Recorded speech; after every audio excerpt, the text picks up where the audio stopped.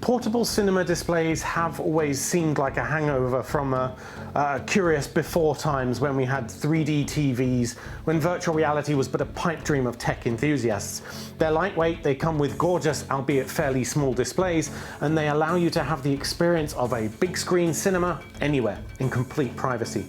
Goovis are leaders in the world of optics, and they seem to believe there's still a market for these sort of cinema displays. But when faced with the prospect of a $300 Oculus Quest 2, can the $450 Goovis Lite personal cinema display stand a chance? Let's find out. I'm James Bruce and you're watching MUO Reviews. So first things first, this is not a VR headset. Since the sales page for this product deceptively mentions VR, I want to just make it absolutely clear at the outset right now that Goovis Lite is not a virtual reality headset by any modern definition of VR. Instead, it's a personal cinema display or headset, and while it can display 3D content, that alone doesn't make it suitable for VR. It lacks the required motion sensors that you would need to display different parts of a scene as you move your head around. Instead, the display stays static, locked to the center of your vision, as if you had a monitor literally taped to your head. However, I am going to make comparisons throughout this review to VR headsets, notably to the Oculus Quest 2, simply because the target markets do overlap significantly.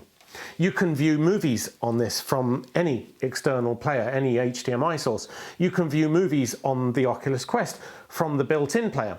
You can use this as a virtual desktop, a virtual monitor, directly connected to your PC or games console. You can use the Quest as a virtual monitor over a network connection or a direct output.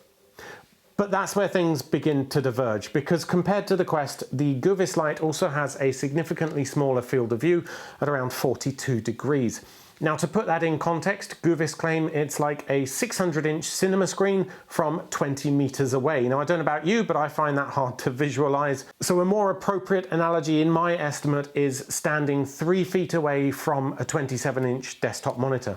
So about as far as I am here from this screen there. Now, that's compared to the 90 degrees plus field of view that is essential for immersion on an actual VR headset. Now, I don't say all that to detract from what the Goovis Lite is. As a personal cinema display, it has incredible clarity, and just the quality of that display is superb. It's merely to establish that this isn't a VR headset. It has nothing to do with VR, and it really shouldn't be marketed as such, even if the use cases do overlap somewhat. So, okay, what is a personal cinema display anyway then? A personal cinema is a display strapped to your eyes. It's like sitting in the middle of your own cinema, which no one else can see. And the cinema screen moves with you when you do. You don't need to adjust your gaze because you've leaned to one side and suddenly the screen's up there. No matter where you look, it'll be central, clear, in focus, and gorgeous. So the first thing that will probably shock you about the Goovis Lite when you take it out of the box is how lightweight it actually is.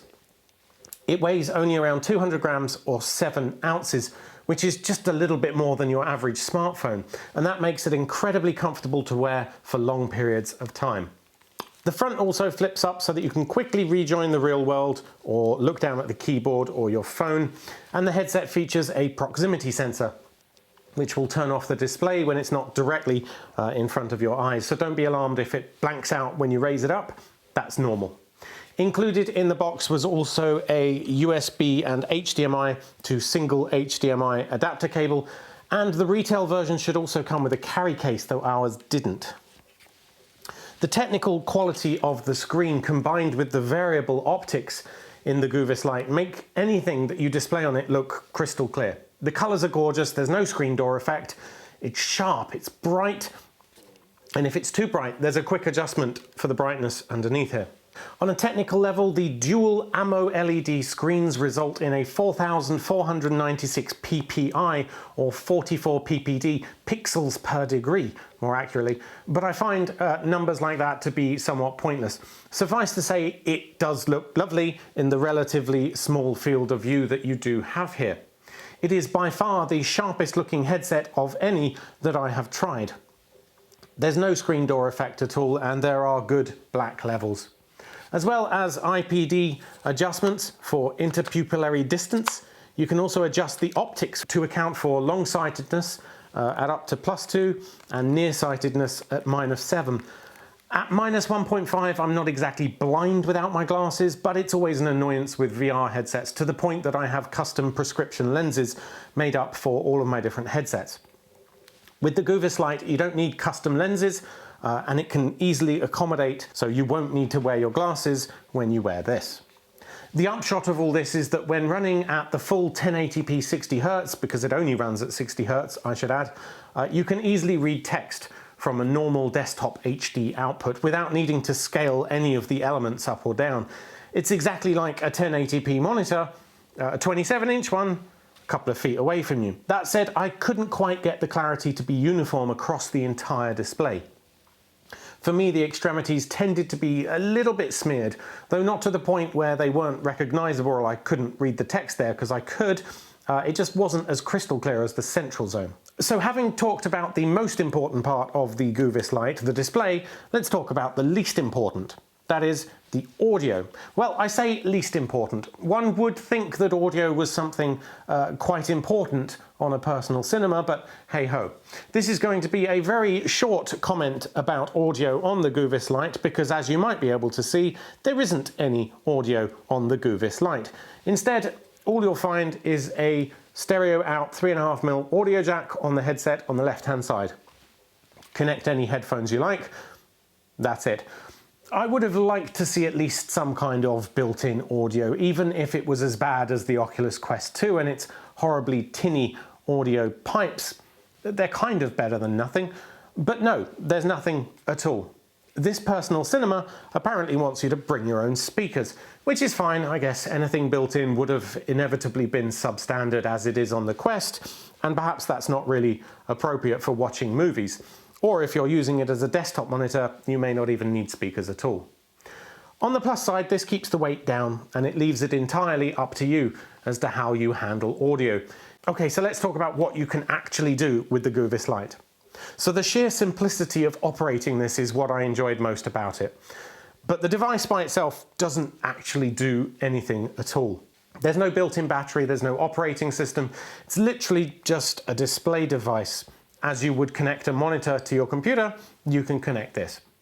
So if you want to use it as a monitor for some extremely private browsing or just working while on the go, you just plug in the HDMI and USB cable for power, and then you plug this into that, and that's it. To your laptop, PC, Mac, it's now a monitor, and it lets you really focus on the task at hand.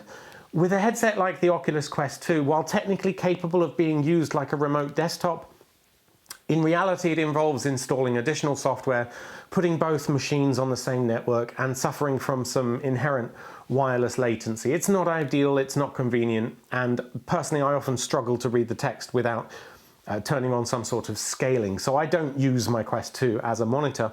However, I did happily sit down with the Goovis Lite and use it for a full day's work.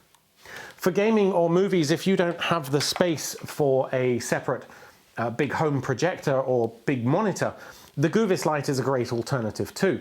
You'll be able to enjoy your content on an immersive, massive screen in your own private cinema, on the go or at home. Now, I tried gaming mostly in Titanfall 2, and while I had no issues with latency, indeed it looked a lot sharper than it does on my 1080p projector, despite obviously being the same resolution. I will say that it takes a little bit of getting used to, namely because I'm used to moving my head to glance at something sort of in the corner of my eye. But with this, of course, the screen moves with you. So I would go to look up here, move my head, and still be looking straight forward, essentially. So by the end of the game, my head is at all weird angles. I had to consciously reset my head position every now and again, just so it doesn't get awkward. It can also be a little bit disorienting if you're playing first-person shooters, and it might make you a little bit motion sick. I think because I'm a heavy VR user anyway, the motion mismatch didn't really affect me much. But I certainly felt a little bit of that familiar twang of stomach churning. Okay, we should also talk about this funny little box here, the Goovis D3 player. Sold separately for about $250 or so, but included in our test package was this Goovis D3 media player controller box. Now this is essentially a smartphone without the screen, and it's designed to act as both an output device and a power source in the form of an 8,000 milliamp hour battery. For the various Goovis headsets, it can do 4K output too, though obviously not onto this. It actually looks like an old school MP3 player, but with an HDMI output port on the bottom. It has the usual assortment of volume, home, back and menu buttons, as well as a D-pad for easy menu operation, and even this bit at the bottom is a touchpad for keyboard or more complex selections. Internally, the Goovis player runs a quad-core system on a chip that I've never heard of, and it's running at 1.8 GHz with 2 GB of RAM, so a little bit underpowered. And that's all on top of a custom Android 7, so whether or not you want to risk putting this device on the internet is up to you. Without doing so, of course, you're missing out on a range of features and any network connectivity. But the last security update was 2018, so at the very least I suggest you stick to official legit apps from the Google Play Store and don't even consider installing random APKs. You can charge the device and drop files onto it using the USB-C port on the top. It claims 10 hours of playback time. My experience was more like 6 to 8, but turning off your Wi-Fi would definitely get you better than that. There's about 24 gigabytes of internal storage, but you can also add a micro SD card on the side here for more space. Now it's really easy to get files onto it. To be honest, I found the easiest way was just to take out a micro SD card, copy things onto that and then put it in here and play them through the local player. On the base of this player is an HDMI, a USB-A port and a 3.5mm stereo jack, though I was unable to get any sound out of that. Connecting to the Goovis Lite requires only the HDMI cable that's built into the headset. That will carry both power and data, but only when you use it with this player. Otherwise, you do need to use that supplied splitter cable that is in the box, which gives you an HDMI plug and a USB plug.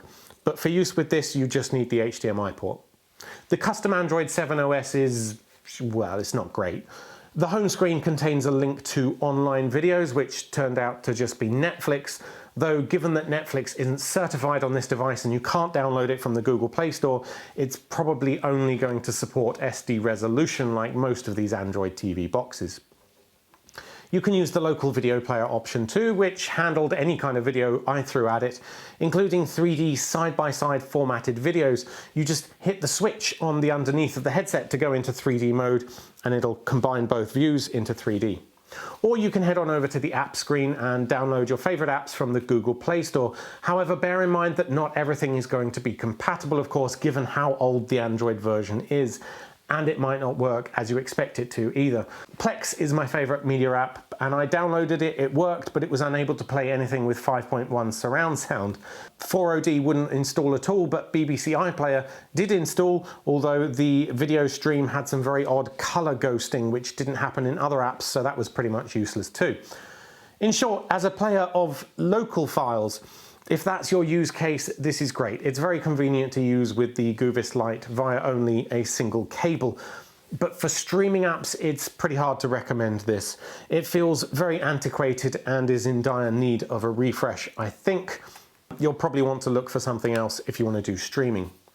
Of course, if you have an Android or iPhone that you know you can get an HDMI signal out of with a suitable adapter, that's also an option, of course, but bear in mind that you'll need power for this too. And you will need to use that HDMI and USB splitter cable. Now, any USB port should work. In my experience, it did anyway, just from a computer, but admittedly, I didn't try to power it from a smartphone OTG port, only from a desktop. Finally, a note about repairability and durability. Although we didn't have the carry case in our test set, it's included with the standard retail package and is probably the best way to protect your device when not in use. The one thing you absolutely must not do is allow this to sit anywhere with bright sunlight on the lenses for even a few seconds. The lenses will act like a magnifying glass and the sun's rays will immediately burn those ammo LED screens, causing permanent damage. So always keep it facing downwards or covered up in the case, preferably when you're not holding it. Since the device itself has no moving parts, although it does have a fan in it, There's no battery, it's inherently going to last quite a long time. The main concern for me will be that it's simply made redundant by newer technology. The rate that VR headsets are progressing nowadays, that's quite likely to happen within the next few years. As for hardware durability, I mean, my main concern is really just this HDMI cable.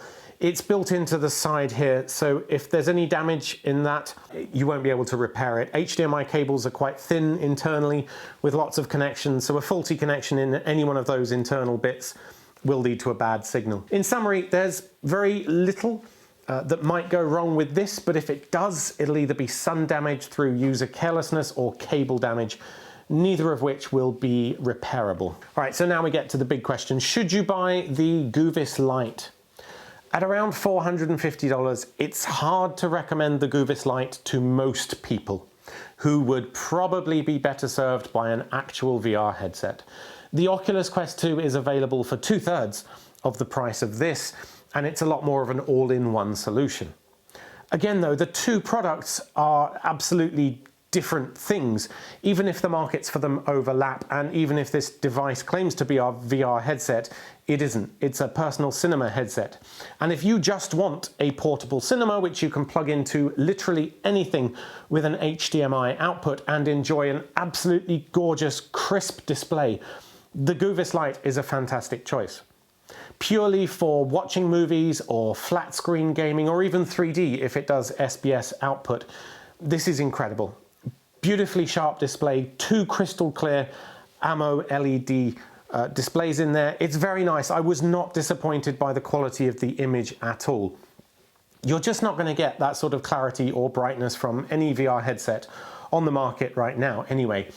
You are going to get a completely different immersive experience, you know, a much bigger screen. You can pretend you're sitting 6 foot from a VR cinema screen if you want. That's just the nature of a virtual environment. But you're not going to get this level of clarity. So if you can't abide by seeing pixels and you literally only want to watch movies or use this as a monitor and output device, then this is the way to go. If you carry a laptop around or even a mini PC, but you don't want the bulk of an actual portable monitor, the Goovis Lite can act as a simple to use portable, private, personal monitor. You can actually read text comfortably on this without the need to scale it, and if you need to focus without those typical exterior distractions, this could be just what you're looking for. If you're in a busy office and you just want to clear out and focus on your work, then put this on and a pair of noise-cancelling headphones, and then you can just melt away into your work. You may also want to buy the Goovis D3 media player for the most portable experience though, especially for watching movies on the go, but only if you have local files that you can transfer onto it. Don't assume your favorite streaming service will work with it. And you'll also need to pack your own earbuds or headphones, and at that point the cost adds up. About $700 total for the player and the headset, so you'd have to be traveling a lot to make that sort of thing worthwhile. Anyway, thank you for watching. I hope I told you what you need to know about the Goovis Lite, why it isn't a VR headset, but what it might actually be pretty great for. Do ask away in the comments if you have any other questions about this, or use our link down there to buy yours. We'll get a little kickback from that and it won't cost you a penny more. If you did find this video helpful, do please click like. It really helps the channel by telling YouTube this video should be a bit higher in the search results. Much appreciated. And do consider subscribing to hear more about the latest tech gadgets from all of us at MUOmakeuseof.com. Until next time.